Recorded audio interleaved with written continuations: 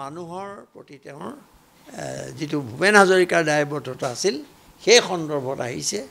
আৰু অসমীয়াৰ থলুৱা মানুহৰ খিলঞ্জীয়া মানুহৰ স্বাৰ্থ ৰক্ষাৰ বাবে কাম কৰা মানুহজনৰ বিষয়ে ক'বলৈ আহিছে তেনেহ'লে কাখন শীঘ্ৰে উঠাই ল'ব লাগে 6 নং দফা প্ৰতিবেদন কলৈ গ'ল আজি কোনেও নাজানে আটাইতকৈ ডাঙৰ কথা সেই প্ৰতিবেদনখন হিমন্ত বিশ্ব শৰ্মাই বিচাৰি কুচাৰি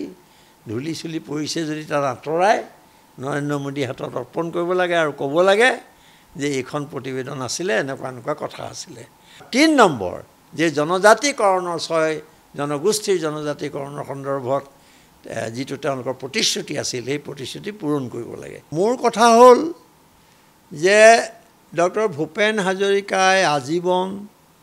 বহু কষ্ট কৰি সংগ্ৰাম কৰি আপোচ নকৰাকৈ অসমীয়া ভাষা সংস্কৃতিৰ ৰক্ষাৰ বাবে যুঁজি গ'ল অসমীয়া ভাষা সংস্কৃতি বিকাশৰ বাবে সংগীত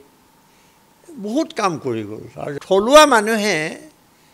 অধিকাৰসমূহ ক্ৰমান্বয়ে হেৰুৱাই পেলাবলৈ ধৰিছে বিজেপিৰ শাসনত